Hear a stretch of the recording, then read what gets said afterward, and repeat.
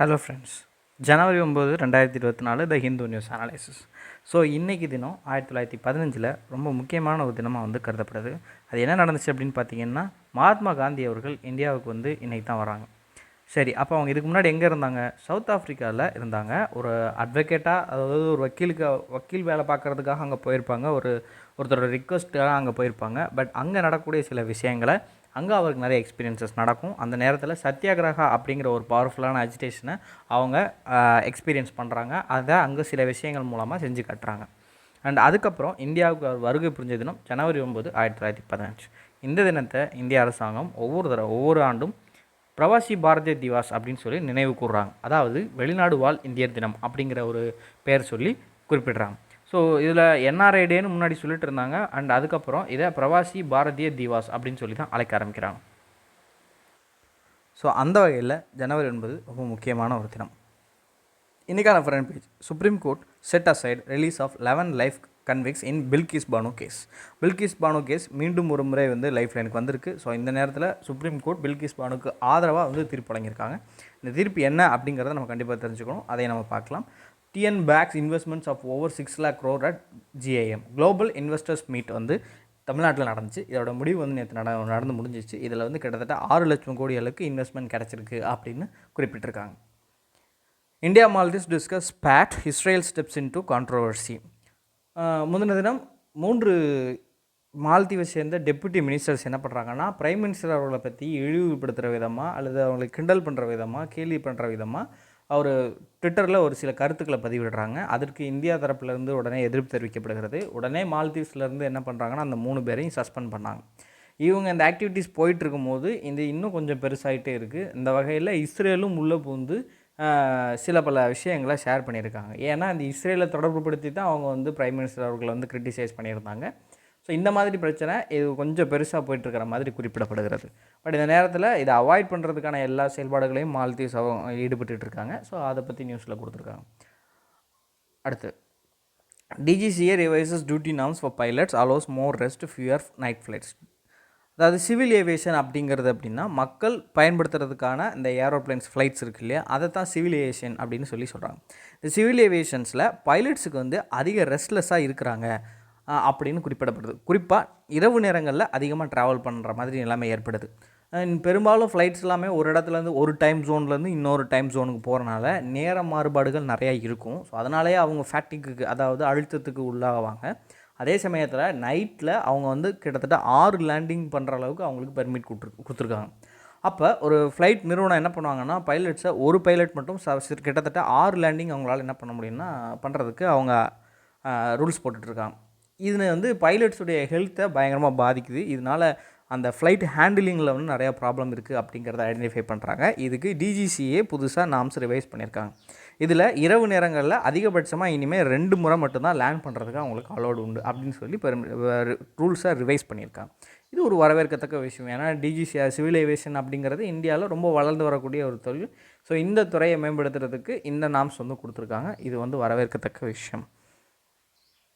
So இன்றைக்கி நம்ம பார்க்க போகிற நியூஸோடைய highlights: Bilkis Bano case, India Maldives issue, DGP meetings வந்து நடந்துச்சு இல்லையா, 58th டிஜிபி அல்லது IG மீட்டிங்ஸ் நடந்துச்சு. அதோடைய கன்க்ளூஷன் முடிஞ்சிருக்கு. இதை பற்றி பிரைம் மினிஸ்டர் அவர்கள் பேசின கருத்துக்களை இன்னும் கொடுத்துருக்காங்க. நேற்று இதை பற்றி கொடுத்துருந்தாங்க, இன்றைக்கும் இதை பற்றி கொடுத்துருக்காங்க. ஸோ என்ன பேசியிருக்காங்க அப்படிங்கிறத நம்ம கண்டிப்பாக பார்க்கணும். DRDO ட்ரோனுக்கு எதிராக தாக்குதல் செய்யக்கூடிய அதுக்கு ஒரு ட்ரோன் வந்து கண்டுபிடிச்சிருக்காங்க. அதுக்கான டெக்னாலஜியை ப்ரைவேட் நிறுவனங்களுக்கு ட்ரான்ஸ்ஃபர் பண்ணியிருக்காங்க. அது என்ன அப்படிங்கிறதையும் பார்க்கணும். கொலிஜியம் பற்றி சீஃப் ஜஸ்டிஸ் ஆஃப் இந்தியா அவர்கள் பேசியிருக்காங்க. அது என்னன்னு பார்க்கலாம். அண்ட் ஃபைனலாக எடிட்டோரியல் அன்லாஃபுல் ரெமிஷன் அப்படின்னு சொல்லி பில்கிஸ் பானோ கேஸ் ரிலேட்டடாக வந்து கொடுத்துருக்காங்க. ஸோ இன்றைக்கி நிறைய நியூஸ் வந்து பில்கிஸ் பானோ கேஸ் ரிலேட்டடாக தான் வந்து இருந்துச்சு. ஸோ என்ன அப்படிங்கிறத நம்ம பார்க்கலாம். ஸோ இந்த நியூஸை பார்க்குறதுக்கு முன்னாடி பில்கிஸ் பானோ கேஸை பற்றி ஒரு டீட்டெயில்டு இன்சைட்ஸ் நம்ம கொடுத்துருவோம். அப்போ தான் இங்கே என்ன பிரச்சனை அப்படிங்கிறத நம்மளால் புரிஞ்சுக்க முடியும். ஸோ ஃபஸ்ட்டு பில்கிஸ் பானோ கேஸ்னால் என்ன அப்படிங்கிறத நான் எக்ஸ்பிளைன் பண்ணுறேன். இட் வாஸ் 2002 when குஜராத்தில் ரையாட்ஸ் வந்து ஜாஸ்தியாக ஆரம்பிச்சிச்சு. குஜராத்தோடைய கலவரங்கள் வந்து அதிகமாக ஆரம்பிச்சிச்சு. ஸோ இந்த நேரத்தில் அதிகமாக பாதிக்கப்பட்டுட்டு இருந்தாங்க. இஸ்லாம் கம்யூனிட்டியை சேர்ந்தவங்க அதிகமாக பாதிக்கப்பட்டுட்டு இருந்தாங்க. ஸோ இந்த நேரத்தில் பில்கிஸ் பானோ அப்படிங்கிற ஒரு பெண்மணி, அவங்களுடைய குடும்பம், இந்த ஒட்டுமொத்த குடும்பமும் இந்த ரயாட்னால் பாதிக்கப்படுறாங்க. எப்படி அப்படின்னு பார்த்தீங்கன்னா, ஒட்டுமொத்தமாக இவங்க குடும்பத்தில் 7 பேர் இருக்காங்க இவங்க குடும்பத்தில். ஸோ அந்த 7 பேரும் என்ன பண்ணுறாங்க அப்படின்னா கொலை பண்ணிவிட்டு பில்கிஸ் பானுவை கேங் ரேப் பண்ணுறாங்க. ஸோ இவங்க அந்த நேரத்தில் கேங் ரேப் பண்ணப்படுற சமயத்தில் இவங்க அந்த நேரத்தில் ப்ரெக்னெண்ட்டாகவும் வந்திருக்காங்க. இந்த 7 பேர் இறந்ததில் ஒரு குழந்தையும் உள்ளடங்கும். ஸோ இந்த மாதிரி வன்முறைகள் அதிகரித்த நேரத்தில் இவங்க ஒரு போலீஸ் ஸ்டேஷனில் போய் கம்ப்ளைண்ட் பண்ணுறாங்க. அந்த நேரத்தில் இவங்க கற்பழிக்கப்பட்டதை என்ன பண்ணுறலன்னா ஏற்றுக்கவே இல்லை.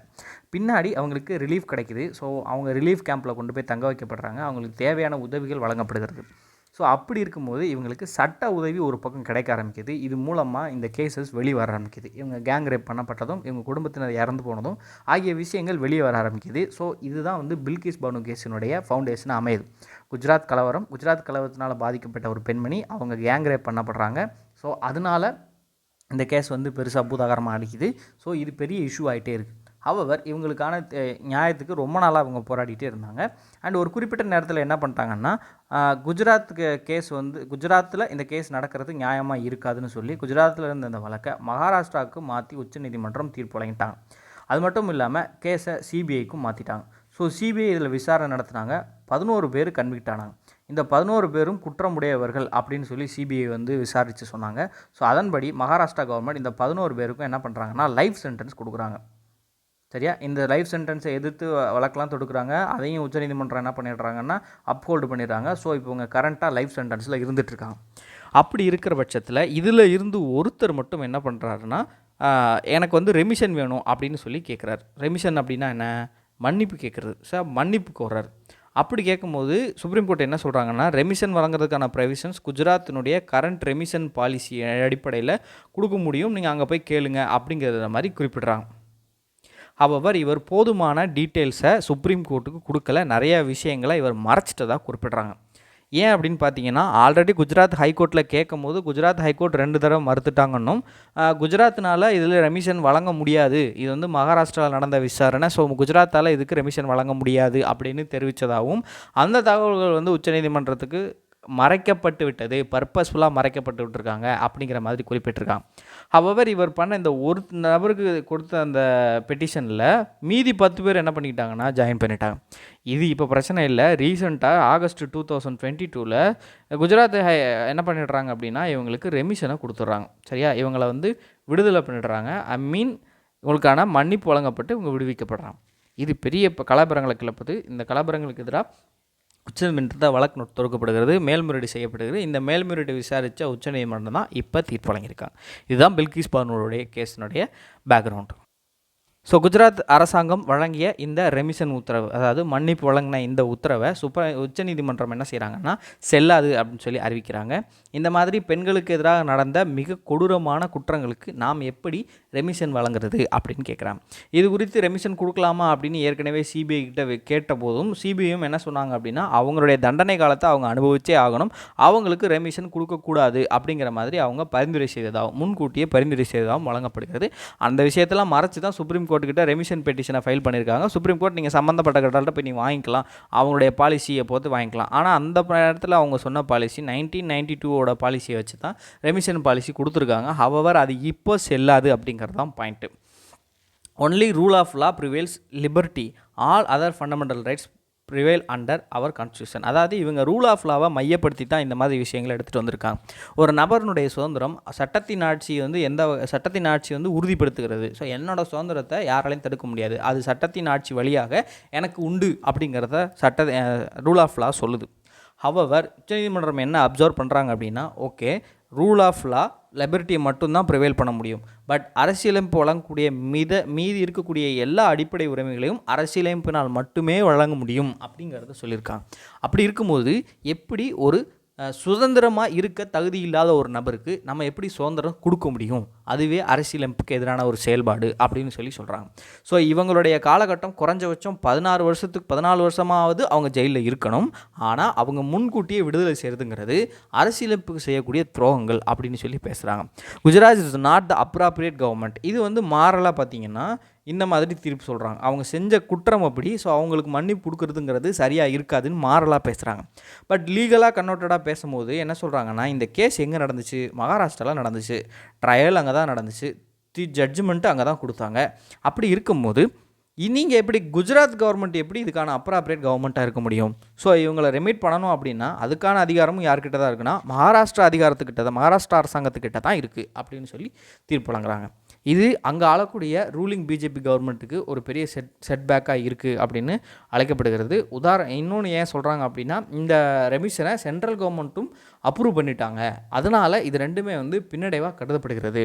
அதே சமயத்தில் இந்த நியூஸ் பேப்பரில் என்ன பேசியிருக்காங்கன்னா, மக்களுக்கு நீதிமன்றத்தின் மேலே நம்பிக்கை குறைஞ்சிட்டு இருந்த இந்த நேரத்தில் நீதியை நிலைநாட்டி நீதிமன்றம் வந்து நாங்கள் தான் சிறப்பான இன்ஸ்டிடியூஷன், நீதியை என்றைக்கும் விட்டு கொடுக்க மாட்டோம் அப்படிங்கிற மாதிரி ஒரு நம்பிக்கையை ஏற்படுத்தி கொடுத்துருக்காங்க அப்படின்னு சொல்லியிருக்காங்க. ஸோ இந்த நியூஸில் கொடுத்ததோடைய தொடர்ச்சியாக சுப்ரீம் கோர்ட்டுடைய வெர்டிக்டை எப்படி யூஸ் பண்ணி வயலேட் பண்ணியிருக்காங்க அப்படிங்கிறதையும் பின்னாடி நியூஸ் பேப்பரில் பேசியிருக்காங்க. ஸோ அதை நம்ம கொஞ்சம் டீட்டெயில்டாக பார்க்கலாம். The Supreme Court on Monday said that the grant of remission of 11 men serving life sentence in the Bilkis Bano case was a classic case of using a Supreme Court order to violate the law. உச்ச நீதிமன்றத்தினுடைய தீர்ப்பை பயன்படுத்தி ஒரு சட்டத்தை violate பண்ணுறதுக்கு இதுதான் ஒரு சிறந்த எக்ஸாம்பிளாக இருக்குது. The court was referring to its May 2022 division. அதாவது 2022 மேலே வழங்கப்பட்ட தீர்ப்பை பற்றி இங்கே பேசுகிறாங்க. Delivered by the Justice Ajay Rastogi, allowing Gujarat to decide the application of one of the convicts, Radheshayam பகவான் ஷா. ஸோ அப்படிங்கிற ஒரு நபர் போட்ட பெட்டிஷன் அடிப்படையில் இவங்களுடைய ரெமிஷனை பற்றி முடிவெடுக்க குஜராத்தால் முடியும்னு சொல்லிட்டாங்க. For premature release in terms of the state's remission policy of July 9, 1992. So 1992 உள்ள ரெமிஷன் பாலிசியை வச்சு தான் இவங்க பேசியிருக்காங்க. Following this order from the court the other 10 had joined in with their pleas for remission. So court இந்த மாதிரி order போட்டோன்னா மறுபடியும் 10 பேர் என்ன பண்ண ஆரம்பிச்சாங்கன்னா கூட பெட்டிஷன் போட்டாங்க. In its judgment Monday bench of justices BV Nagaratna and Ujjal Buyan said the court was defrauded into delivering its decision on May 13, 2022. The respondents had not divulged a series of facts which would have tilted the Supreme Court's decision against them. சில விஷயங்களை அவங்க supreme கோர்ட்டிலேருந்து மறைச்சிட்டாங்க. அந்த மாதிரி விஷயங்கள் வெளியே வந்துருந்துச்சுன்னா இவங்களுக்கு சாதகமாக தீர்ப்பு வந்திருக்காது. The judgment pointed out that Shah was told by the Gujarat High Court in 2019 to approach the Maharashtra government with his plea for remission. So 2019 குஜராத்தோட ஹைகோர்ட் சொல்லியாச்சு, உங்களுக்கு வேணும்னா நீங்கள் மகாராஷ்டிராவில் போய் கேட்டுக்கோங்க அப்படின்னு. Following this rebuff, he moved the Home Department of the Maharashtra government. The department had in turn asked the CBI, which had prosecuted the Bilkis Bano case. The agency had replied that Shah ought to serve his sentence fully and did not deserve any leniency. Maharashtra government கிட்ட போய் கேட்டிருக்காரு, remission கேட்டிருக்காரு. அந்த Maharashtra government என்ன பண்ணியிருக்காங்கன்னா CBI கிட்ட கேட்டிருக்காங்க உங்களுடைய ரெக்கமெண்டேஷன் என்னன்னு. சிபிஐ தான் இந்த பில்கிஸ் பானு கேஸை விசாரித்தாங்க. ஸோ சிபிஐ என்ன சொல்கிறாங்கன்னா அப்படிலாம் கிடையாது, அவர் ஃபுல்லாக அவருடைய ஜெயில் டேர்மை அனுபவிச்சு தான் ஆகணும் அப்படின்னு குறிப்பிட்றார். Following this, the special CBI court in Mumbai, which had tried the case after its transfer from the Gujarat, had also given a negative report to his plea for premature release in January 2020. மீண்டும் ஜனவரி 2020 சிபிஐனுடைய court special கோர்ட்டும் என்ன சொல்கிறாங்கன்னா அவரை முன்கூட்டியே release பண்ணக்கூடாது அப்படின்னு சொல்லி தடை விதிக்கிறாங்க.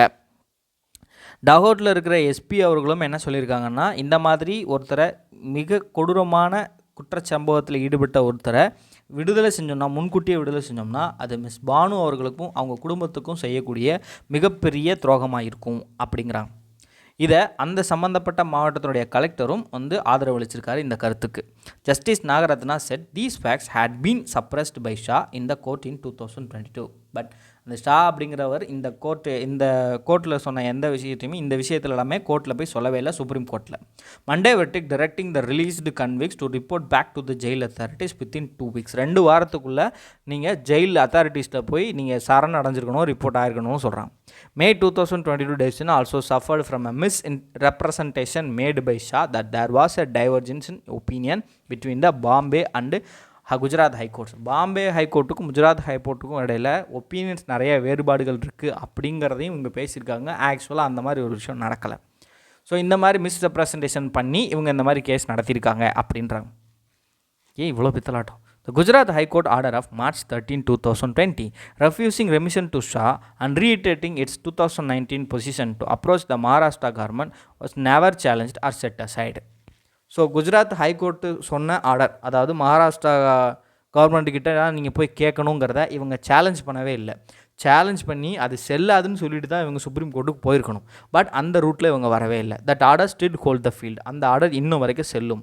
The Justice Ragharatna also drew attention to how Gujarat government in the run up to the May 2022 decision had in fact agreed in the top court that Maharashtra was indeed the competent authority to consider the grant of remission. மே 2022க்கு முன்னாடி வரைக்கும் Maharashtra government தான் இந்த remission வழங்குறதுக்கான அத்தாரிட்டின்னு பேசிக்கிட்டு இருந்தாங்க. That judge noted how the state had curiously reversed its position and not sought a review of May 2022 decision. So மே 2022 டெசிஷனை ஏன் review பண்ணுறதுக்கு எந்த முயற்சியும் எடுக்கவே இல்லை. The state of Gujarat never sought for the review of May 13, 2022 or order of this court by bringing to the notice of this court that it was contrary to the section 432 class 7. அதாவது அவங்க code of criminal procedure சொல்கிறாங்க. சரி, அந்த code of criminal ப்ரொசீஜரில் section 432க்கு அகேன்ஸ்டாக இவங்களோட order இருக்குது அப்படிங்கிறத ஏன் ரிவ்யூ பண்ணவே இல்லை. Instead the state of Gujarat acted in tandem and was complicit with the what the respondent had sought before this court. So respondent என்ன வந்து கோர்ட்டில் கேட்டாங்களோ அதை அக்செப்ட் பண்ணிக்கிட்டாங்க. The judge added that this conduct of Gujarat government had been exactly why the court transferred the investigation of the case to the CBI and trial to the special court in Mumbai. அதாவது இப்போ தெரியுதா ஏன் வந்து குஜராத் கவர்மெண்ட்டுக்கிட்ட இந்த கேஸை கொடுக்காம தனியாக சிபிஐகிட்ட transfer பண்ணாங்கங்கிறது இப்போ வெளிப்படையாக தெரிஞ்சிருக்கும் அப்படின்னு சொல்கிறாங்க. என்ன தான் இருந்தாலுமே இதில் வந்து ரெமிஷன் பண்ணுறதுக்கெலாம் வாய்ப்பெல்லாம் இல்லை. ஓகே, ரெமிஷன் அப்படிங்கிறது நான் பண்ண தப்பை நான் ஒத்துக்கிட்டேன், நான் திருந்துறேன் அப்படின்னு கேட்டால் கூட ஏதோ வாய்ப்பு இருக்குது. ஆனால் இவங்களுக்கு வந்து லைஃப் சென்டென்ஸ், வாழ்க்கை பூரா அவங்க உள்ளே அடக்கணும். அவங்களுக்கு ரெமிஷன் கொடுக்கறதா இருந்தாலுமே ஒரு பர்டிகுலர் டேர்ம் கொடுக்கணும். இப்போ நான் 14 இயர்ஸ் எனக்கு வந்து தண்டனை கொடுத்துட்டீங்கன்னு நான் ஏதோ ஒரு பெரிய குத்தம் பண்ணிட்டேன், 14 இயர்ஸ் தண்டனை கொடுத்துட்டேன். நான் போய் கவர்னர்கிட்ட போய் கேட்குறேன், என்னை மன்னிச்சிருங்க, நான் தப்பு உணர்ந்துட்டேன், திருந்துட்டேன்னா உடனே சரிப்பா நீ போப்பான்னு விட்டுருவாங்களா? இது எப்படி சாத்தியமாக இருக்கும்? அது எப்படி உடனே திருந்த முடியும்? திருந்துறாங்கன்னே வச்சுப்போமே, அப்போ எப்படி அதை அக்செப்ட் பண்ணிப்பாங்க இல்லையா? அப்போ அப்படி இருக்கும்போது அப்போ உங்கள் மினிமம் டேர்மாவது சர்வ் பண்ணணும். அப்போ மினிமமாக நீங்கள் இத்தனை டேர்மாவது இருங்க அப்படின்னா சொல்லணும்ல. இப்போ நான் இவ்வளோ வருஷம் நான் ஜெயிலில் இருந்துட்டேன், இன்னும் நான் உணர்ந்துட்டேன் அப்படின்னு சொன்னால்தான் அதில் ஏதாவது ஒரு லாஜிக் இருக்கும். அப்போ இப்படி இருக்கும்போது இது எப்படி சரியான விஷயமா இருக்கும் அப்படின்னா கேள்வி அதிகமாக எழுப்பப்படக்கூடிய விஷயங்கள். ஸோ மினிமம் அவங்க 14 இயர்ஸாக ஜெயிலில் இருந்தே ஆகணுங்கிற மாதிரி தான் பேசிகிட்டு இருக்காங்க. India Maldives discuss spot Israel steps in to controversy. ஆக்சுவலாக இது ஒரு இஷ்யூ தான், இதுவும் டைரெக்டாக எக்ஸாம்பிள் கேட்க முடியாது. ஹவவர் இந்தியா மால்தீவ்ஸோடைய ரிலேஷன்ஷிப் இன் நியூஸில் இருக்குது. ஸோ கண்டிப்பாக நம்ம எதை பற்றி படிக்கணும்னா இந்தியா மால்தீவ்ஸோட ரிலேஷன்ஷிப் என்ன அப்படிங்கிறத தெரிஞ்சுக்கணும், புரிஞ்சுக்கணும். ரைட்டாக, இது மெயின்ஸ் பாயிண்ட் ஆஃப் வியூலையும் சரி, இந்தியா மால்தீவ்ஸ் ஜாகிரபிக்கலாக என்னென்ன விஷயங்கள் இருக்குது அப்படிங்கிறது தெரிஞ்சுக்கிறது ப்ரிலிம்ஸ்க்கு உதவிகரமாக இருக்கும். ஹவவர் இந்த நியூஸோ அல்லது இந்த பிரச்சனையோ எக்ஸாமுக்கு ஸ்ட்ரெயிட்டாக தேவைப்படாது. ஸோ இந்த பிரச்சனையை பற்றி நேற்றே நம்ம பார்த்தோம். இந்த பிரச்சனையில் இன்னும் ஒரு விஷயமா எக்ஸ்ட்ரா ஒரு சூடு பிடிக்கிற விஷயமா என்ன பண்ணியிருக்காங்கன்னா, இந்த middle of the diplomatic dialogue to deal with emerging situation the embassy of Israel stepped in to the case and posted photographs of Lakshadweep on social media. Social மீடியாவில் லட்சத்தீப்போட ஃபோட்டோ போட்டாங்க. ஏன்னா பஞ்சாயத்தே லட்சத்தீப் வச்சு தான். லட்சத்தீப்பும் மால்தீவ்ஸும் கிட்டத்தட்ட ஜாகிரபிக்கலாக ஒரே மாதிரியான விஷயங்கள் இருக்கும் பொழுது மால்தீவ்ஸ் எப்படி டூரிசம் பொட்டன்ஷியல் இருக்கோ அதே போல் லட்சத்தீப்லேயும் டூரிசம் பொட்டன்ஷியல் இருக்குது அப்படிங்கிறத உணர்ந்திருக்கும். ஸோ லக்ஷதீப்பை டூரிசம் பொட்டன்ஷியல் உள்ள ஒரு பகுதியாக டெவலப் பண்ணணும் அப்படின்னு சொல்லி நிறையா முயற்சிகள் எடுத்துகிட்டு வராங்க லக்ஷதீவோட அட்மினிஸ்ட்ரேஷன். அதில் ஒரு ஒன்றாவது விஷயமாக போன வருஷத்துக்கு முந்தின வருஷம்னு நினைக்கிறேன், 2 வருஷத்துக்கு முன்னாடி நடந்த விஷயம் என்ன அப்படின்னு பார்த்தீங்கன்னா, அந்த இடத்துல ட்ரிங்கிங்கை வந்து அலோவ் பண்ணிட்டாங்க. சரி, அதுக்கு முன்னாடி அந்த ஸ்டேட்டில் அந்த ஏரியாவில் வந்து ப்ராஹிபிஷன் இருந்துச்சு. ஸோ பீப்புள் வந்து என்ன பண்ண மாட்டாங்கன்னா அங்கே வந்து சாராயம் யூஸ் பண்ண மாட்டாங்க, சரி, ஆல்கஹால்ஸ் பயன்படுத்த மாட்டாங்க. அவர் டூரிசம் வந்து ப்ரொப்போஸ் பண்ணுவாங்க. ஸோ நம்ம குடிக்க மாட்டோம், ஸோ வர்றவங்க குடிக்கணும் விரும்புனாங்கன்னா அதை தடை செய்கிறது வந்து டூரிசத்தை வந்து டிஸ்கரேஜ் பண்ணுற மாதிரி இருக்குங்கிறனால இந்த ப்ராஹிபிஷனை ரிமூவ் பண்ணாங்க. இது அங்கே உள்ள பீப்புளுக்கு பிடிக்கல. ஏன் நாங்கள் நல்லா இருக்கிறது உங்களுக்கு பிடிக்கலையா, நீங்கள் தலையில் பண்ணிகிட்ருக்கீங்க, அட்மினிஸ்ட்ரேட்டருக்கு எதிராக அங்கே ப்ராப்ளம் வந்துகிட்டே இருந்துச்சு. பட் இது எல்லாமே ஸ்டான்ச்சாக டூரிசத்தை டெவலப் பண்ணணும் அப்படிங்கிற ஒரு நோக்கில் தான் வந்து ப்ரமோட் பண்ணிக்கிட்டு இருந்தாங்க. இப்போ வரைக்கும் அப்படி தான் போயிட்டுருக்கு. ரீசெண்டாக ஒரு அண்டர் வாட்டர் இன்டர்நெட் கேபிள் வந்து அங்கே லான்ச் பண்ணியிருக்காங்க. கேரளாவிலேருந்து லட்சத்தீப் உள்ள வரைக்கும் நம்ம போகலாம். இது மூலமாக நம்ம வெவ்வேறு சர்வீசஸ் அங்கே கொடுக்குறோம். பீப்புளுக்கு பார்த்தோம்னா பப்ளிக் ஃபெசிலிட்டிஸ், இன்ஃப்ராஸ்ட்ரக்சர் ஃபெசிலிட்டிஸை நம்ம டெவலப் பண்ணி கொடுக்கலாம். அது மட்டும் இல்லாமல் டூரிசம் செக்டரை டெவலப் பண்ணுற விதமாக ஆன்லைன் புக்கிங்ஸு, டிக்கெட்டிங் சாஃப்ட்வேர்ஸு, இந்த மாதிரி விஷயங்களை நம்ம அங்கே மேம்படுத்த முடியும். அங்கே இன்டர்நெட் கனெக்டிவிட்டி கொஞ்சம் அதிகமாகவும் கிடைக்கும். முன்னே ரொம்ப கம்மியாக கிடச்சிட்டு இருந்துச்சு, அந்த ஸ்பீடு கொஞ்சம் அதிகமாகவும் கிடைக்கும். கனெக்டிவிட்டியும் ரொம்ப ஜாஸ்தியாக கிடைக்கிறதுக்கு நிறைய வாய்ப்பு இருக்குது. ஸோ இதுக்கு பிரைம் மினிஸ்டர் அவர்கள் போயிருந்தாங்க. அதை பார்த்துட்டு தான் இவங்க கிரிட்டிசைஸ் பண்ணிகிட்டு இருக்காங்க.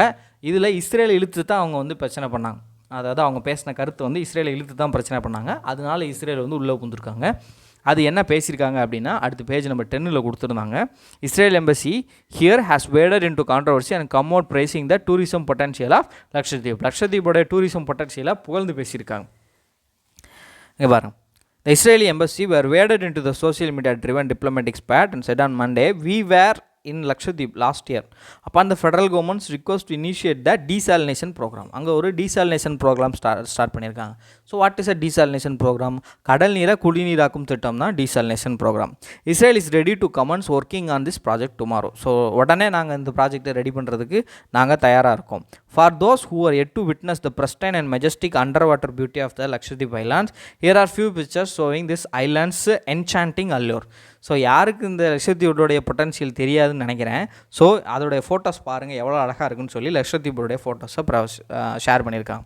Maldivian Foreign Minister Musa Zamir, who is currently in China, took to social media platform X and said the recent remarks against foreign leaders and our close neighbors are unacceptable and do not reflect the official position of the government of Maldives. அதாவது இவங்க சொன்னது அவங்களுடைய சொந்த கருத்து, இதுக்கும் எங்களுக்கு சம்மந்தம் இல்லை. அரசாங்கம் இந்த மாதிரியான கருத்துக்களை ஏற்றுக்கொள்ள போகிறதில்ல, நாங்கள் ஏற்றுக்கவே மாட்டோம். இந்த மாதிரி ஃபாரின் மெம்பர்ஸையும் பக்கத்தில் இருக்கிற நெய்பர்ஸையும் இந்த மாதிரி பேசுகிறத நாங்கள் அக்செப்ட் பண்ணிக்க மாட்டோம் அப்படின்னு சொல்லி ரிப்பீட் ஆகிட்டாங்க. உடனே சடனாக அஃபண்ட் ஆகிட்டாங்க. அஃபண்ட் ஆகி 3 பேரையும் வந்து என்ன பண்ணிட்டாங்கன்னா சஸ்பெண்ட் பண்ணிட்டாங்க. இந்த மாதிரி ஆனால் கடுப்பில் இருக்காங்க அவங்க, அந்த பாலஸ்தீன் பஞ்சாயத்தில் கொஞ்சம் கடுப்பில் இருக்காங்க. PM suggests roll out of 3 new criminal laws in UTs by year end. So டிஜிபியோட கான்ஃபரன்ஸ் நடந்துகிட்ருக்கு. ஸோ இந்த இடத்துல பிரைம் மினிஸ்டர் கலந்துக்கிறாங்க. இந்த நேரத்தில் நம்மளுடைய கிரிமினல் பில்ஸை பற்றியும் பேசணும் இல்லையா? நேற்றும் கிரிமினல் பில்ஸோட பற்றி பேசிகிட்டு இருந்தாங்க. அதாவது 3 கிரிமினல் பில்ஸை பற்றியும் பேசினாங்க. ஸோ இன்றைக்கும் அதை பற்றி சிறப்பாக பேசியிருக்காங்க. என்ன பேசியிருக்காங்க அப்படிங்கிறத நம்ம பார்க்கலாம். The annual director general of police conference attended by prime minister Narendra Modi in Jaipur. So இதை பற்றின சிம்பிள் கொஸ்டின்ஸ், ஒன்லைனர் கொஸ்டின்ஸ் என்னென்ன? The annual director general of police conference எங்கே நடக்குது அப்படின்னா ஜெய்ப்பூரில் நடக்குது. எத்தனாவது 58th கான்ஃபரன்ஸ்? யார் நடத்துகிறாங்கன்னா இன்டெலிஜென்ஸ் பியூரோக்கு நடத்துகிறாங்க. அண்ட் யாருக்கு எந்த மினிஸ்ட்ரி கீழே வருவாங்கன்னா மினிஸ்ட்ரி ஆஃப் ஹோம் அஃபேர்ஸ் கீழே நடத்துகிறாங்க. On board concern over various facets of the implementation of 3 new criminal laws. So புதிதாக நிறைவேற்றப்பட்ட இந்த 3 குற்றவியல் சட்டங்களையும் நடைமுறைப்படுத்துறதுக்காக நம்ம நிறைய விஷயங்களை வந்து ஃபேஸ் பண்ண வேண்டியது இருக்குது அப்படிங்கிறத பற்றி பேசியிருக்காங்க. Starting with union territories, the government is now looking at the phased implementation of 3 laws notified in December. அதாவது ஒவ்வொரு கட்டுப்படுத்தப்பட்ட ஒவ்வொரு படிப்படியாக நம்ம என்ன பண்ண போகிறோம்னா இந்த ஸ்கீம்ஸை இன்ட்ரடியூஸ் பண்ண போகிறோம் யூனியன் டெரிட்டரிஸில். டிஸ்கஷனை பற்றி பேசும்போது பிரைம் மினிஸ்டர் அவர்கள் என்ன சொல்லியிருக்காங்கன்னா யூனியன் டெரிட்டரிஸில் ஒரு டார்கெட்டட் மேனரில் நம்ம லான்ச் பண்ணணும். 2024 எண்டுக்குள்ளே இதை வந்து கொண்டு வரணும். ஸோ இன்ஸ்டேட் நம்ம வந்து சண்டிகாரை தான் வந்து முன்னாடி வந்து ஃபஸ்ட்டு லான்ச் பண்ண போகிறது அப்படின்னு சொல்லி பிளான் பண்ணியிருந்தாங்க. அண்ட் இப்போ அது மாற்றிட்டாங்க. It was deliberated that every state would have the liberty to implement the laws in a phased manner. அதே போல் ஒவ்வொரு மாநிலங்களுக்கும் வந்து அவங்க இந்த சட்டங்களை நடைமுறைப்படுத்துறதுக்குன்னு படிப்படியாக நடைமுறைப்படுத்துறதுக்கு அவங்களுக்கு உரிமை உண்டு அப்படின்றாங்க. ஸோ இதை பாருங்கள், இது எத்தனை தடவை திருப்பி வந்திருக்கு இந்த பேராகிராஃப் பாருங்கள். அவங்களே கட் பண்ணி காப்பி தான் போடுறாங்க போல். The Bharatiya Nyaya Sanhita which replaces the Indian penal code of 1860. Bharatiya Sakshya Sanhita which replaces the Indian evidence act of 1872.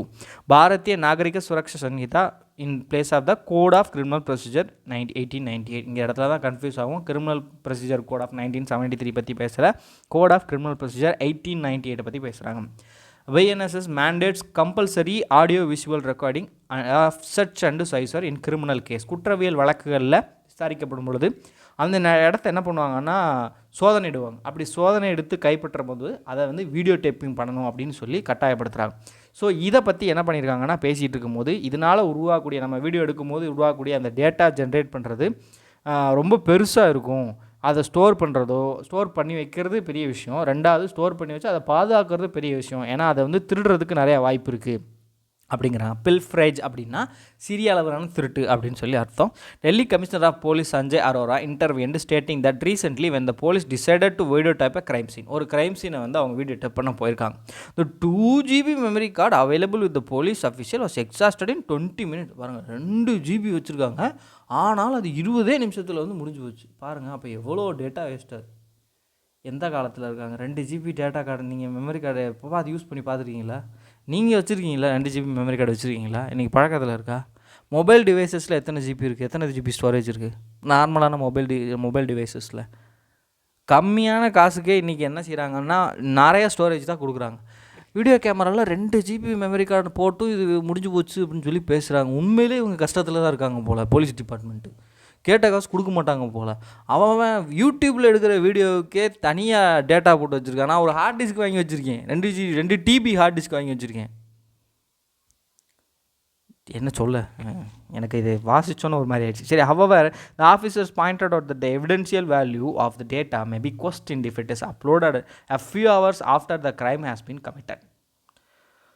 சரி, என்னமோ சொல்கிறாங்க. The police official pointed out that all modules of the CCTNS such as online filling of charge sheets, case diaries and investigation reports are not being used to their full potential by the states. நம்ம CCTNS மூலமாக ஆன்லைனில் charge sheet file பண்ணுறோம், case diaries create பண்ணுறோம், investigation reports, இது எல்லாத்தையுமே நம்ம file ஆக்கிட்டோம், அதாவது online procedures பண்ணிட்டோம். பட் இது எல்லாமே ஃபுல்லாக வந்து ஸ்டேட்டால் பண்ண முடியலை. கிட்டத்தட்ட 99% ஆஃப் ஃபஸ்ட் இன்ஃபர்மேஷன் ரிப்போர்ட்ஸ் வந்து சிசிடிஎன்எஸ்ஸால் ஃபைல் பண்ணப்படுகிறது, அதன் வழியாக ஃபைல் பண்ணப்படுகிறது. ஆனால் சிசிடிஎன்எஸ்ங்கிறது ஒரு முக்கியமான பில்லர் தானே தவிர அது மட்டும்தான் எல்லாம்னு கிடையாது. இங்கே இந்த கான்ஃபரன்ஸில் தனியாக சைபர் செக்யூரிட்டிக்குன்னு ஒரு டெடிக்கேட்டடான ஒரு செஷன் நடந்திருக்கு. ஸோ இதில் கிரிட்டிக்கல் இன்ஃப்ராஸ்ட்ரக்சர், முக்கியமான கட்டமைப்புகளை, குறிப்பாக ஹெல்த் அண்ட் பவர் செக்டார்ஸில் உள்ள கட்டமைப்புகளை பாதுகாக்கணும். எதில் இருந்துன்னா சைபர் அட்டாக்ஸில் வந்து பாதுகாக்கணும். பார்டர் இஷ்யூஸை பற்றி பேசும்போது லெஃப்ட் விங் எக்ஸ்ட்ரீசம் பாதிக்கக்கூட பகுதிகளில் மத்திய அரசாங்கமும் மாநிலத்தினுடைய போலீஸ் அஃபீஷியல்ஸும் சேர்ந்து வேலை செய்யணும். நெய்பரிங் டிஸ்ட்ரிக்ஸோடைய போலீஸ் கூடயும் நம்ம வந்து இணைஞ்சு வேலை பார்க்க மாதிரி இருக்கும். நார்த் ஈஸ்ட் ஸ்டேட்ஸை பொறுத்த வரைக்கும் நம்ம மியான்மர் கூட ஒரு போரஸ் பார்டர் ஷேர் பண்ணுறோம். போரஸ் பார்டர்னால் அதை இன்னும் ஃபென்ஸ் பண்ணலன்னு அர்த்தம். ஸோ ஜாயிண்ட் டாஸ்க் ஃபோர்ஸ் வந்து என்ன பண்ணுறாங்கன்னா இங்கே ஏற்படக்கூடிய இன்சர்ஜென்சியை கட்டெயில் பண்ணுறதுக்கு ஹெல்ப் பண்ணுறாங்க. ஆஃபன் இந்த மாதிரி இடங்களில் ரொம்ப முக்கியமான பிரச்சனையாக இருக்குது. ஸ்டேட்ஸ் வந்து மற்ற ஸ்டேட்ஸோட கம்பேர் பண்ணி, அதாவது 2 பேரும் ஒன்றா சேர்ந்து வேலை பார்க்குறது இல்லை. அதனால் இந்த இன்டர் ஸ்டேட் கன்சல்டேஷனுங்கிறது ரொம்பவே டிஃபிகல்ட்டான ஒரு விஷயமா இருக்கும்.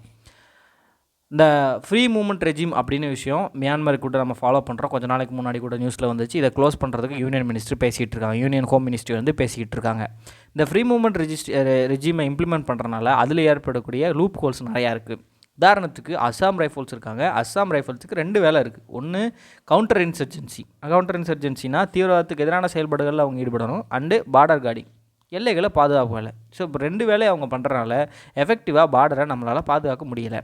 ஸோ அதனால் இந்த ஃப்ரீ மூவ்மெண்ட் ரெஜிமை ரிமூவ் பண்ணிவிட்டு ஃபென்சிங்கை வந்து அங்கே போடணும். அதுதான் ரொம்ப முக்கியம். அதேபோல் இந்தியாவில் நடக்கக்கூடிய ட்ரைபல் அப்ரைசிங்ஸை பற்றி ஒரு ப்ரெசன்டேஷன் போட்டு காட்டப்பட்டிருக்கு. பிரைம் மினிஸ்டர் அவர்கள் என்ன சொல்லியிருக்காங்கன்னா, இது பெரிய அளவுக்கு ஆகாமல் என்னென்ன பண்ணணுமோ அது எல்லாத்தையும் பண்ணுங்கள் அப்படின்னு சொல்லியிருக்காங்க. Mr. Modi, while speaking about illegal migration, said that the ecosystem which supports such movement should be dismantled. So, illegal migration, சட்டத்திற்கு புறம்பாக இடம்பெயர்வுக்கு ஆதரவாக இருக்கக்கூடிய அந்த எக்கோசிஸ்டத்தை நம்ம வந்து கண்டுபிடிச்சி அழிக்கணும் அப்படின்றாங்க. ஏன் அப்படின்னு பார்த்தீங்கன்னா, 6000 ரோஹிங்கியா பீப்புள் வந்து ஜம்மு காஷ்மீருக்கு வந்திருக்காங்க, ராக்கேன் ஸ்டேட்லேருந்து, மியான்மரில் உள்ள ராக்கேன் ஸ்டேட்லேருந்து. எப்படி ஆயிரக்கணக்கான கிலோமீட்டர்கள் கடந்து அவங்க ஜம்மு காஷ்மீருக்கு எப்படி போனாங்க? அப்போ இவங்க போகிறதுக்கு ஏதோ ஒரு சப்போர்ட் இருக்கும். அந்த சப்போர்ட் என்னங்கிறத கண்டுபிடிங்க, அதை காலி பண்ணுங்க அப்படின்ற மாதிரி பேசுகிறாங்க. மீன்ஸ் இல்லீகல் மைக்ரேஷனை பற்றி பேசுகிறாங்க. டிஆர்டிஓடைய கவுண்டர் ட்ரோன் சிஸ்டம் ரெடி ஆகிடுச்சு. ஸோ இதை ப்ரைவேட் ஃபேர்ம்ஸ் கிட்ட ப்ரொடியூஸ் பண்ணுறதுக்காக கொடுத்துருக்காங்க. இதுக்கான டெக்னாலஜி டெவலப்மெண்ட் பண்ணி அந்த டெக்னாலஜியை ட்ரான்ஸ்ஃபர் பண்ணியிருக்காங்க. இதை ட்ரான்ஸ்ஃபர் ஆஃப் டெக்னாலஜி அப்படின்னு சொல்லுவாங்க. இதை மாஸ் ப்ரொடியூஸ் பண்ணி திருப்பி ஆர்மிக்கே வந்து ப்ரொடியூஸ் பண்ணுவாங்க, திருப்பி கொடுப்பாங்க. அதை தான் நியூஸில் கொடுத்துருக்காங்க. So counter drone system developed by DRDO is ready for production and was already demonstrated to armed services and other internal security agencies with some orders already placed. DRDO is now focusing on high endurance, அதாவது நீண்ட நேரம் நிலைக்கக்கூடியது, unmanned aerial vehicles, அதாவது ஆள் இல்லா விமானங்கள், while the capability for smaller drone exists with the industries. The DRDO is making drone based system and Android drone systems based on the requirements of user agencies. So நிறுவனங்களுடைய பயன்பாட்டின் அடிப்படையில் இந்த மாதிரியான ட்ரோன்ஸை வந்து க்ரியேட் பண்ணிட்டுருக்காங்க. DRDO has developed a comprehensive integrated anti drone system. ட்ரோனை வழிமறித்து எதிர்த்தாக்குதல் செய்யக்கூடிய ஒரு சிஸ்டத்தை ரெடி பண்ணியிருக்காங்க.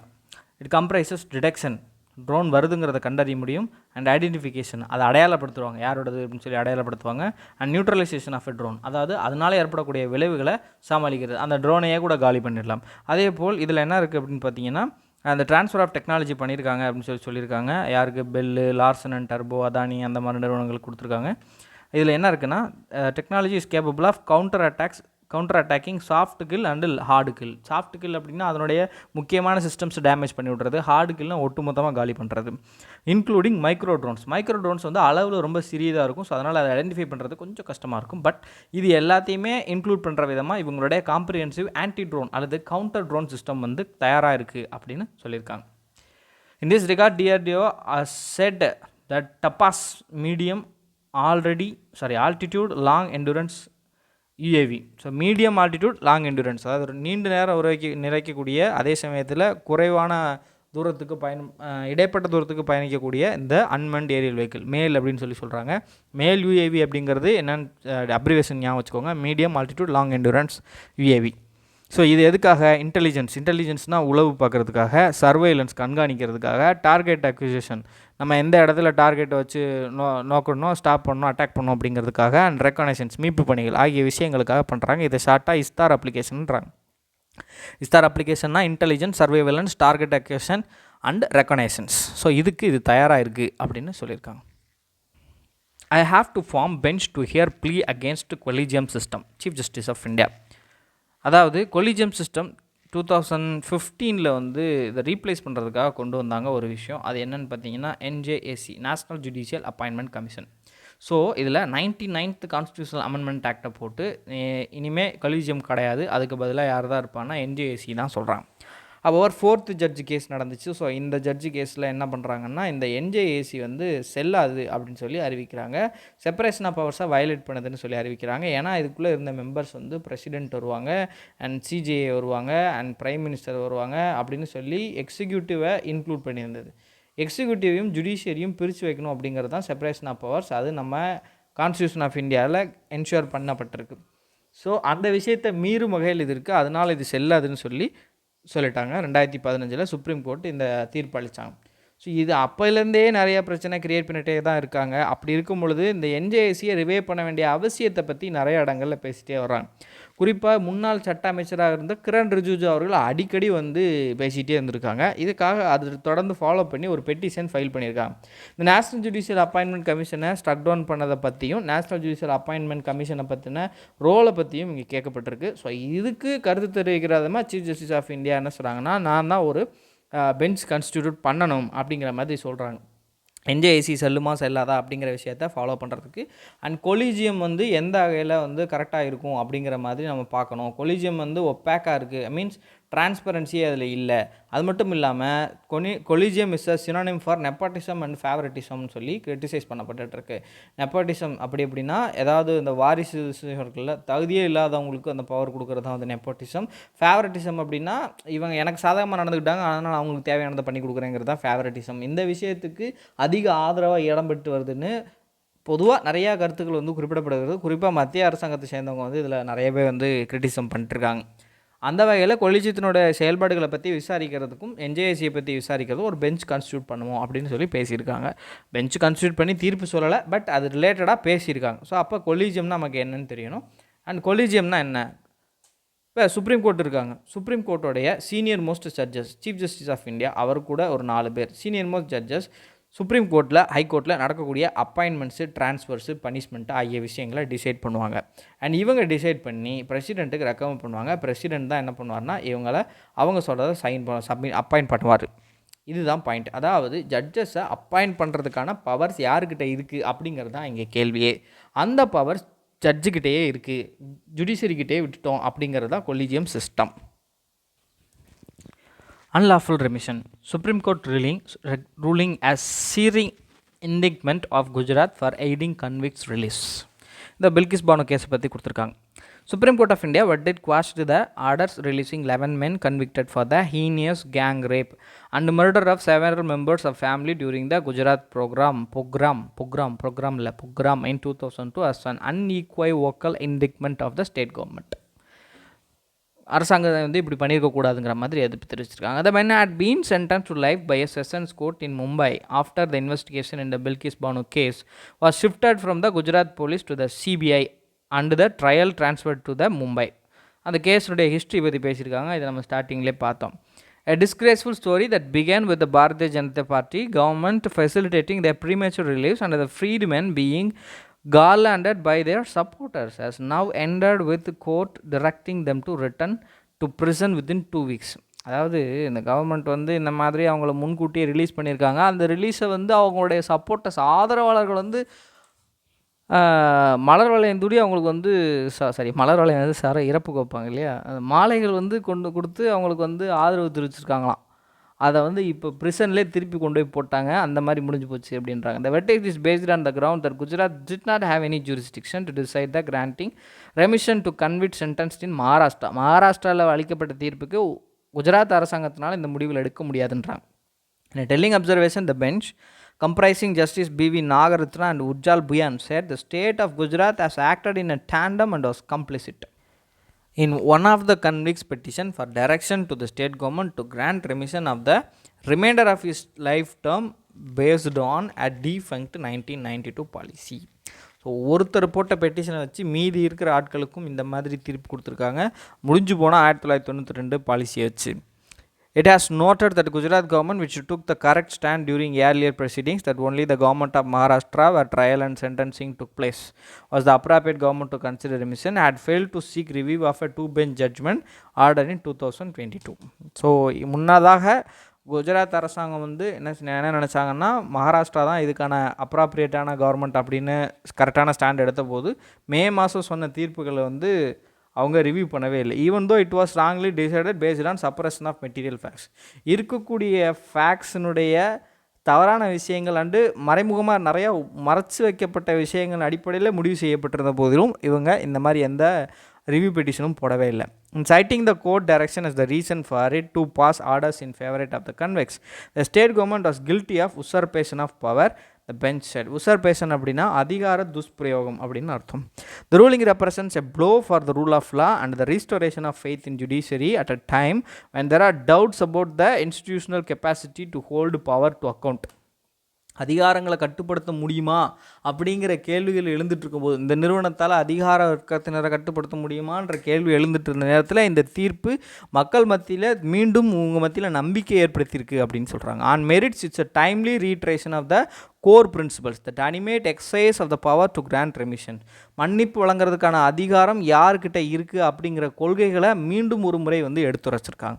That it should be fair, அது எப்படி இருக்கணும்னு பேசுகிறாங்க, நியாயமானதாக இருக்கணும், and reasonable and based on a set of relevant parameter. So அடிப்படையான பேசிக் ஃபேக்ட்ஸின் அடிப்படையில் அவங்க கொடுக்கணும். Such as whether the crime involve affected society at large, அவங்க செஞ்ச குற்றம் வந்து சமூகத்தை பெரிய அளவில் பாதிச்சிருக்கா, whether the convict retained the potential for committing similar offences, அதாவது மீண்டும் அவர் பாதிக்கப்பட்ட அந்த குற்றவாளி மீண்டும் இதேபோல் குற்றச்சம்பவங்கள் ஈடுபடுறதுக்கு வாய்ப்பு இருக்கா, or is capable of reform, அதை திருப்பி மாற்றி அமைக்க முடியுமா, the relief of life convicts who are generally expected to spend the entirety of their lives in prison, வாழ்நாள் முழுவதும் சிறையிலே இருக்கணும்னு எதிர்பார்க்கப்பட்டவங்க, unless remission is granted after a prison term that should not be less than 14 years, 14 ஆண்டுகளாவது குறைஞ்சபட்சம் சிறையில் இருக்கணும். அப்படி இருந்து அதுக்கப்புறம் அவங்க ரெமிஷன் கேட்டால் வேணால் கொடுக்கறதுக்கு வாய்ப்பு இருக்குது. அதை தாண்டி அவங்க அப்படி பார்த்தோம்னா அவங்க வாழ்நாள் முழுக்கும், அது வழங்கப்படலைன்னா வாழ்நாள் முழுக்கும் சிறையில் இருக்கணும்னு எதிர்க்கப்பட்டவங்க, ought to be individually considered and not part of any omnibus gesture without regard to the impact of their freedom on the victims, survivors and the society. So இவங்களை தனித்தனியாக நீங்கள் கனெக்ட் பண்ணிங்க அப்படின்னா இந்த விக்டிம்ஸ் மேலேயும் இதனால் பாதிக்கப்பட்டவங்க, இதில் பிழைச்சவங்க, இந்த சமூகம் ஆகியத்தினுடைய சுதந்திரத்துக்கு இவங்களால் பாதிப்பு இருக்குது அப்படிங்கிறத வெளிப்படுத்தியிருக்காங்க. Any rational remission policy should encompass humanitarian consideration and the convict scope for reform without violating the rule of law or societal interest. ஒருவேளை நம்ம இந்த மாதிரி ரெமிஷனான விஷயத்தை ஏன் எடுத்துகிட்டு வரணும், அப்போயே ரெமிஷன் வைக்கணும், ரெமிஷன் எடுத்துடலாமே அப்படின்னு பார்த்தோம்னா ஒரு மனிதாபிமான அடிப்படையில் தான் நம்ம இந்த மாதிரி ரெமிஷன்ஸ் எல்லாம் எடுத்துகிட்டு வரோம். should encompass humanitarian consideration and the convicts scope for reform without violating the rule of law or societal interest. So சமூகத்தில் என்ன விருப்பப்படுறாங்களோ அதுக்கு எதிராகவும் சட்டத்தின் ஆட்சியை மீறும் விதமாகவும் இந்த கன்விக்ட்டுக்கான வாய்ப்புகளை வழங்கக்கூடாது. In this case, none of the conditions for remission was met. So இவங்களுக்கு மன்னிப்பு வழங்குறதுக்கு எந்த ஒரு கண்டிஷனுமே இங்கே இல்லாத பட்சத்திலும் இவங்களுக்கு மன்னிப்பு வழங்கப்பட்டிருக்கு, அதனால இது செல்லாது அப்படிங்கிற மாதிரி தீர்ப்பு வழங்கியிருக்கு. ஓகே, அதர் நியூஸ் பார்க்கலாமா? Onion tomatoes pulses bump up veggie plate prices by 12% in December. மாதம் ரிலீஸ் ஆகக்கூடிய டேட்டாங்க. இதில் வந்து என்ன இருக்குன்னா இந்த ஆனியன், டொமேட்டோ அண்டு பல்சஸ்னுடைய ப்ரைஸ் வந்து ஒட்டுமொத்தமாக வெஜிடபிள் உணவுடைய ப்ரைஸை வந்து இன்க்ரீஸ் ஆயிருக்கு. ஓடிபி எஃபெக்ட்டுங்கிறாங்க. Onion, tomato and pulses. Onion 82% year on year increase and tomatoes வந்து 42% இன்க்ரீஸ் ஆயிருக்கு அண்ட் பல்சஸ் வந்து 24% இன்க்ரீஸ் ஆயிருக்கு. அதோடைய விலை போன வருஷத்தோட இந்த வருஷம் விலை ரொம்ப ஜாஸ்தியாக இருக்குது. ஸோ அதனால் ஃபுட் இன்ஃப்ளேஷன் ஜாஸ்தியாக இருந்திருக்கு அப்படிங்கிற மாதிரி சொல்லியிருக்காங்க. ஜஸ்ட் தெரிஞ்சுக்கோங்க ஃபுட் இன்ஃப்ளேஷன்னா என்ன அப்படின்னு சொல்லி தெரிஞ்சுக்கோங்க. என்ன மாதிரி ட்ரெண்ட் இருக்குது அப்படிங்கிறது தெரிஞ்சுக்கிட்டா போதும். சரி, இன்டர்நேஷ்னல் லெவலில் என்ன இம்பார்ட்டண்டான விஷயம் நடக்குதுன்னு பார்ப்போமா? இங்கே பாருங்கள், டாப் கமாண்டர் லெபனானுடைய டாப் கமாண்டர் ஹெஸ்புல்லா மூமெண்ட்டுடைய டாப் கமாண்டரை வந்து என்ன பண்ணிட்டாங்கன்னா அவங்க இஸ்ரேல் வந்து போட்டு தள்ளிட்டாங்க. அவர் பேர் வந்து விஸ்ஸம் அசன் தவில். இது வந்து இன்னும் பெரிய பஞ்சாயத்தாக தான் இருக்குது. இவங்க தொடர்ந்து வந்து அராப் கம்யூனிட்டிஸோடைய, அதாவது அராப் கண்ட்ரிஸோடைய எதிர்ப்புகளை சம்பாரிச்சிக்கிட்டு தான் இருக்காங்க. அது மட்டும் இல்லாமல் Al Jazeera, one of the renowned news institutions, சரியா, அது ஒரு டிவி நிறுவனம், இவங்க வந்து தங்களுடைய ஜேர்னலிஸ்ட்டை கொண்டுட்டாங்கன்னு இஸ்ரேல் மேலே வந்து இஸ்ரேலை கிரிட்டிசைஸ் பண்ணியிருக்காங்க. அண்ட் ஹசீனா அவர்கள் மீண்டும் வந்து தேர்தலில் வந்து வெற்றி பெற்று விட்டாங்க. ஸோ அதை பற்றி பேசியிருக்காங்க. தேர்தல் வந்து ஃப்ரீ அண்ட் ஃபேராக தான் நடக்குது. 4வது முறையாக அவங்க வந்து பிரைம் மினிஸ்டர் ஆகிறாங்க. ஹவவர் இவங்களுடைய எதிர்க்கட்சியினர் எல்லாமே எலெக்ஷனை வந்து பாய்காட் பண்ணிட்டாங்க. ஸோ தேர்தல் வந்து நியாயமாக இல்லை, ஃப்ரீயாக இல்லை அப்படின்னு சொல்லி பாய்காட் பண்ணிட்டாங்க. அடுத்து பாருங்கள், Pope Francis call for universal ban on surrogate parenting. Surrogate parenting அப்படிங்கிறது என்ன? வாடகை தாய் முறை. இந்த வாடகை தாய் உட்படுத்துகிறவங்க அதிக துன்புறுத்தல்களுக்கு வந்து உட்படுத்தப்படுறாங்க. அண்ட் அவங்கள வந்து நிறையா வயலேட் பண்ணுறாங்க, நிறைய எக்ஸ்ப்ளாய்ட் பண்ணுறாங்க, அவங்கள சுரண்டலுக்கு ஆட்படுறாங்க. அதனால் இந்த மாதிரியான விஷயங்களை வந்து தடுத்து நிறுத்தணும் அப்படின்னு சொல்லி போப் ஃப்ரான்சிஸ் அவர்கள் வந்து பேசியிருக்காங்க. ஒரு பெரிய நபர் ஒரு முக்கியமான விஷயத்தை பற்றி பேசியிருக்காங்க. அதனால் நம்ம இதில் என்ன பேசியிருக்காங்கன்னு பார்த்தோம். Oppenheimer tops Golden Globe on bittersweet night for Barbie. Golden Globe one of the இம்பார்ட்டண்ட்டான இன்டர்நேஷ்னல் ஃபில்ம் இண்டஸ்ட்ரியில் வழங்கக்கூடிய அவார்ட்ஸு.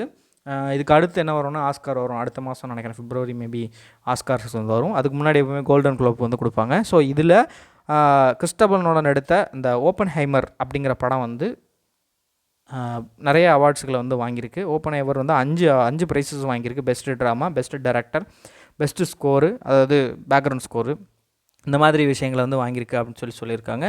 அண்ட் இது என்னென்ன வாங்கினாங்க, யார் யார் அப்படிங்கிறத மட்டும் நம்ம தெரிஞ்சுக்கிட்டால் போதுமானது. ஓப்பன்ஹைமருங்கிறது ஆட்டம்பாம் தயாரித்த அவருடைய கதை, ஓப்பன்ஹைமருடைய கதை, சரியா? அந்த கதையை ஒரு ட்ராமாவாக க்ரியேட் பண்ணியிருக்காங்க, எடுத்திருக்காங்க. Okay people, we came to end of today's news analysis. Thank you.